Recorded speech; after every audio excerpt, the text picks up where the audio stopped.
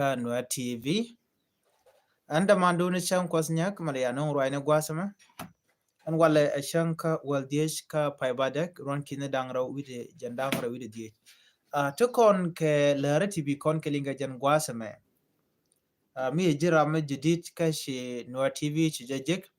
deje teje no please ani ku channel ku je support ku subscribe ku notification bell ku je twany ko mi chate ke lar mi chala ba shamala shube keje leran yaman gure ben nyaka yekel gwasame ngayenen wo bol mel te ke ditch secret ditch mi sharialeka ano tiken ke ditch mi chikana train antama mi sha train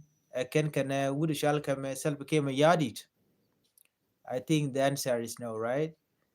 Bol mel tiken ke secret ditch mi chikana daleka mukwa comprise of many tribe ki be te ka do dial chi dorian karwada chi dor jana karwada mi sharialeka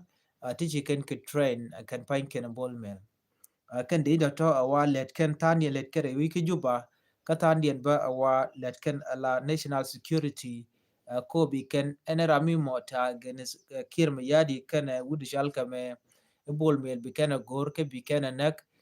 ki bi ken torture we ke juba na mo mi de tin tama me let ken but charge kule ngach. Okay, charge ngach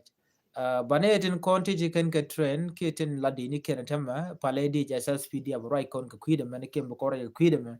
point ken tiken ke personal de ni ken ti te tin shalat pin ko ci ken ngaji no tiken ka power ngai kon no yes power ja tin tiken gane ti ku ken ke train ci ken men shalat no ngai ke GU and peacekeeping force de la SSPDF ngai ke SSPDF ne di chop ke kit radiant jan badak kaman kan de kono kwa train ala peacekeeping force which ka so Sudan ke SSPDF ane to kugul right no kon ka ta dan ente bol mel ke ko bol mel nge jen go jen se chup ko power so men lede ke yo ka tin kon te ka je tam right corner awo be de ni ka tin kon ni chari ale ka be ka train ko mite karamu chi tok de shi lebre we ke juba be can gor ke be can nak so they are using their money ko be can country be can terrorize chere me ngai kona kon chi gwino na ko kon were gwasa mani ki dori kon barayna within juba tene ti wanteriyaw wone ka gad jani gan were gad ji Equatoria en ramo mo mita genis bol melo ba go la gurun je en go ba gora med ne ken to ka bi ken nek ki bi ken mo keriek so to talk the lad ko rudin tama sometimes mi ay jibo de jilwen boken so bi adil ngaja na mo etwoka a shan men ben kama na twoka kaje keji kaje keji ka jawo na chala ji Equatoria according to Equatorian people but right kama na lat ken shi ma mandana beka aji Equatoria chi lojen cha jatalo kama na chalet ke kumi kirma yadit kene dorien right kone dorien kene chaja kwa dore chwal ke kaje keji aji Equatoria chaja kwa kene ko kor pen te paiwo ka kor ke me cha dakri mo cha chaje yen wa chi wudu chal me bol mel cha jien cha ne ka kaje keji kaka kore ka dune jok wa jale kene girlfriend ke kene gora me nye Equatoria abadi wa kene ko te ke deal ke kum Uganda ko ken fam ne ken jikandire wech ka Sudan ke juba fam ne ken ka Uganda a wek Nairobi jen gwal dano kwa yula kwa le la kam ga yugo je en kaje keji ko dorme te ke gol ki natural resources te ke gole ka fori ki ten content natural thing ten kon beping chala ngo shi bol mel shi gari na se shit ke ne ten content la ji Equatoria ko bi ke letkel ko bo world ki riang ke le bo kul waka ka bo waka ne ten kon la girlfriend ken shi maneken she mannequin they live in luxurious hours, not within Juba, within Kampala, ka Kampala, kana Uganda. So na me mula roda. Waka kor gwa de dan meshi bol meshi lu joka ka kaji keji gwa de che jawgi waka kor chuji Uganda shukan gwa mo shukan show up ke shu benten. Ajene ne yene no shikan SSPDF shikan ka joj ala SSPDF ke dini tin kon ten winemi timat ka jang kan ji Equatoria kon ken yadi che dier ka SSPDF se gu jeno bane to ba ka ju kum Uganda chu kum Uganda chu gwad mo chu claim ka chu de ne ken yadi chu kan nak maguru yi no be confirm kenyam jene me ci kur me te tuo go mo me ci kir ma yadi da lar kan Uganda People Defense Force kan condemn kaman je ga dana chalat kana chene di chop ke 33,000 people che displaced ka kaje keji ke Equatoria ka Rwanda so ne me ngulu de mo nyo de jenu an kir ma yadit ano che dier kane de konti laji Equatoria raina mrai ko ne che togo no chinetin kontin laji Equatoria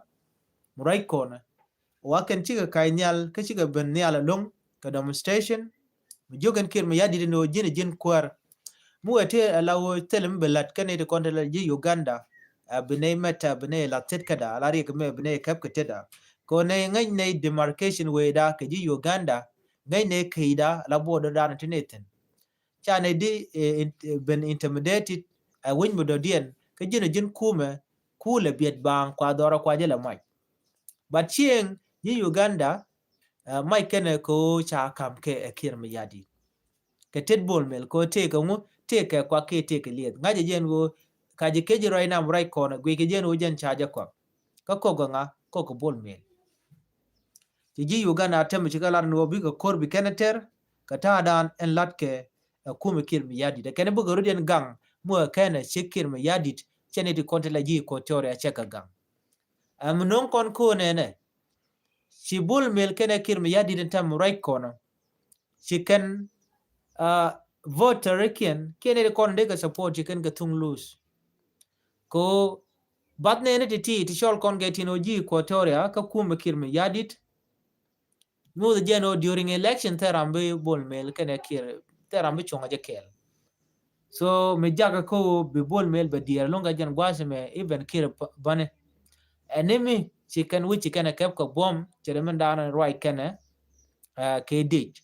kamu we kana wen lawo ba election ba jalat ti bol mel chebe pa ti kir mi yadit chebe pa ko ntama ala ji Equatoria kene den kontila diodien ki dor diodere which titiga population medid nede niam ka jang rewde kan wari diodien ke ji Equatoria kene dore kokien so milat kone me lat kone kodi chekin mi yadi den tama che power che je lose je slowly kwije no ko jeneti Uganda te ka saidien baneti wan chushke dio je chana right pan kanetin kontin chijien rei wika kakuma kem native of 350 ke 360 people ti ci jal ke chuki ne ka kuma kem ci ke chum ne ka torit you know ci ke chum ka torit ne to rudien ke ji Equatoria so mu nyodo de chojen te ka so Sudan Ramadan ku je prolong ke man ja ko bedit e kume kirme yadit so kirme yadit che gurno be kur be je ter kanetin kona na neke che bidier kaneka bineke bike chuch so na many chi chong amalat ke kirme yadit so for that reason bani ngaje no dukume men te ke Equatoria ke ji Equatoria chicken bi chong kel ke kir so de kon mishir na me de kon ngaje no jowo do dienan bana nyoka mukwen kono gwasa me atada nan wo malwe ke jere wiki juba mala mo kam Dr. Machar kene kirme yadit so che George no che kirme yadit che mal che jello ano bi mal beteten do badana che loko je jene ne diatan kon tila party members ke kuma spelayo che ke George antama teramite ke position teramite ke decision making teramite ke parliament la cabinet teleran na tenelo yede dane kwale gidino dongde kula roi ke kwi Dr. Machar right now cha winne foinde cha je relief a kirme yadit so mugi kone chane ko kien cha nyogo kwen lakin me yadit ko pardon ne parkol karwade ala Stephen Parkol Ramadan la interim chairman dia Ramadan en cha go je kin yadit no bika we wonyam re malka ka jom chalat gwas mene kuma spela yo kanene ne misha kuma spela yo cha ne ga dia cha ko je kin yadit ko favor ne wuri chalga me Parkol ala interim chairman nyo the jano chi 2018 peace agreement to collapse jadagan and more and then she can find kenen kirme yadit negatin konen tege kel chitke kol manyang juk chala do ne Ajene tama ko shineti dial nege fulfill Bineku continue with the implementation of the 2018 Revitalized Peace Agreement ke parkol ala interim chairman. Ajene dan kuyenen mi parkol ku claim no jani shunga ka gwa Dr. Machar. How come ba Dr. Machar ba jawo level no jan a criminal? Ano, jina tama mi jira mi mo chilar no be chonko gwanga ka cha yo ke chungne gwanga ka men mi cha berar ka bana bar kwer baile jogo no jani a criminal. Mi criminal dio je men jin bone ngwal chidi ditin. Jeji yen chikane ten koken. But par call she part of Kumas Pelaigon. Neme a me park and ejetin chirkame shalat K 2015 2016 K 2016 me chat Gerald Tavande guy la vice president me charge kwan la kwar eraude ke vice president ka gwa Dr. Machar. Again the same history nyagro ke me leder order mane. And I believe ka gwa zeteniam ba would shall me par call ba je chol la first vice president gwa they have been. Ko mi ko jojan tame no Dr. Machar ram criminal mi chikane ku level no wudi shal ka me par kol bo jara mi jeng ni jen ken ideal man ci ping mi di chay na ga lon kan wore ko wajen ke 2018 go sedan wa this is the guy mi mo chin wore ngwa lon sheke na ki shekar yo so mi le road so mo right kon ko de mal dereben rei wich ka so Sudan cha Dr. Machar cha de banjor akir me yadit cha de mantwo Kojen a peace partner may sign 2018 peace agreement re wika Khartoum so jen ba jaram dan bu malame bi nyoko matanya je ban mo kir we ngot ka we no laden jen wo ich ibe mal ba je continue ka parkol by the way parkol tele je dej teram chunga parkol ka dini aspila yo tintarar pone parkol tele je supporter te tekeje and then it kon maybe nei de tore wiki juba tin kwal use ke jekel but in reality mun right kon ka togde par kol teleje supporter chidej boje shunga jekel so mi jaga ko en mal dan en tere wiki juba amal mi george chiwide chebu we wonyam ko gane tin konti la de ne gwazame tente dor la kuma spela yo army tente ke equatoria tente ka jongle tente ka greater penal tente ka unity state e dial ti chicken chun kel ka parkol ajene shagwi ne parkol gol jen wo de janget ki de je support ne dial bache beken shagwi jen wo me chala da mi je chimo gwa chaje look bane ne kontilla te western world into abroad kuma spela yo so jen ngono da roda declare la kuma spele ag but mu roda declare betel power kodi te tabande ngaite tin te ka gwas me te other people like lolgar kono tikitin so betel power mbe chot ke je bore ke je even it in context kin me yadi den tamma kes pele aji gor kano de yakwanya la kwar bala kire jongna jen wo ken yan wo dun kan yan lat so par kol me kana nuare kana ka conduct kana doren kana je conduct mo to ka fan gagane kana je kon realika so cha par kol cha je beri ko na se kin me yadi so be te lora ba so no kana ideality ko mi chire ma char ci je kwet ki ci je lok ci je la jor and then again your ticket and amount jin bitike ticket ko chireng machar ci jalok that's it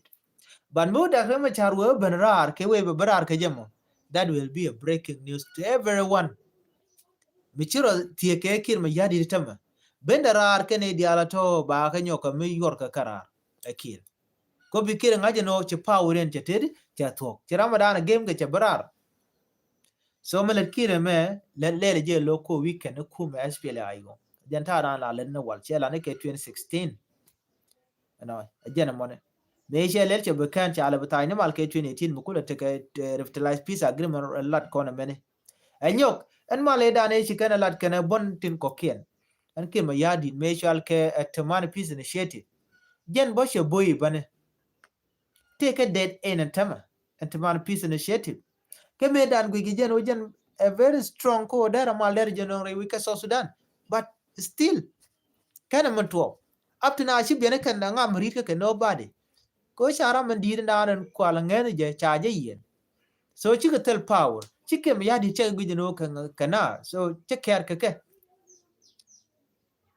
so mu shi kan me dir ngaje no mal no beben beben mi Dr. Machar che berar wuje chal ke me kaje keji dung Equatoria me cha nang ji Uganda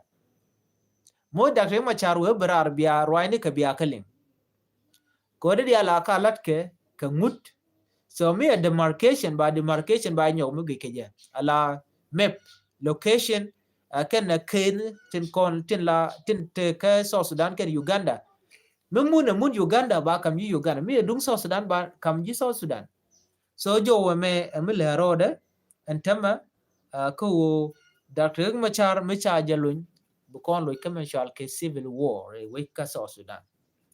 and I believe that there am no civil war so kon dia no kon de mal der titin jo de den gwasa me we ka ye ne tanas kamana na tore we kama yom chala de une ne cha nei ti shop ke sorry ne ti shop ko kor sha me ken cha kan Chaka kef kume SSPDF pin justice rigbiam top kwer ke governor do unity state so chene ti chameken chaka kef chaje nen ke social media lat ke jeno chame chaka kef ke jana jugo no chame go along ntame ko chame nwer chaka kef ke kwichemo kwana woka second stage stage reude level 1 jen to level 2 wanatin amen yoke non mu te me chaka kepa ba ko kep ko bom dio japan ge chana kur chana jeling kam nuare kana jang chi gen ka warap shi ken ka mayom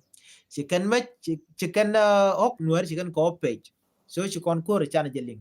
mu chala de kume dung justice regbem to I did not hear any report condemning ke reporting about this incident kan alat nere konde la jalat ke nedi tere wichin winemi gara nuare mi chide ke to ko la kona loko no bana jalat mi chi ngaje no ti kwi jani ki ti kwi ne tithen no che experience long time kan nuare ngwan when mi ti kel ke in mi nuare chi jaguru no jin bright ki bu dollar yo mi ke in mi nuare yo lat ke mi je go no bukan la do chane na nuare but when it is those people didn't go and look nuare chi mi je ga la nuare buna be chit ke mun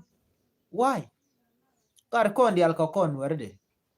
kon dial ko kona so tera mi de lar no gwai ki jeki everybody tik de gwaye banu ban ne kon jako bi ke chuch e ke kwi ko cha bu ka power gar la je ke ne ke mela kon pur ke bela no wal kon were so jo wo me mugor no de nyaga yakel right now right kon tin lip kon kere wika so Sudan lip kon o ne ne je no bi mal beben ki so Sudan balure ko me cha ban yok mo long ka je nyok kamra so one thing about to genene ken mu kan che Dr. Machar che jelun ka kor gwa diabe bia do bia jelin ka bu kor ba nyok mo lo jeten bin na antama ko Dr. Machar ge jeno ba je leldi ba je kamrar mishali ngano Africa Union che gore wike juba wo gore ke kila lo na de long la leadership but the solution magwa ko nuar chi kan mal chi kan look ameno ku masfela yo ko ku masfela yo a combination beten waratin te jangtin te ji ko tore atin kan e diala tikten but ku bes lonko ne ko no kwa targetin kan wore agenda ka don wor mo ka nasir agenda ka don wor mo ka fangak agenda ka don wor mo ka unity state some part of it so jo me mugoro de nywa ya kel ka tadan en chirik chi to ka ja ka kor gwasen be barodan nyoka milling kon ka rwanje kon lat ka odien chuji poro jeno jin abishon kel ke Noor TV channel ko biler bi ka shwa mala lingi an walle shanka wal diesh ka pay badak ron kin dangraw ide jan dangraw ide diesh an ban nyoje ka la den bi atakamal babay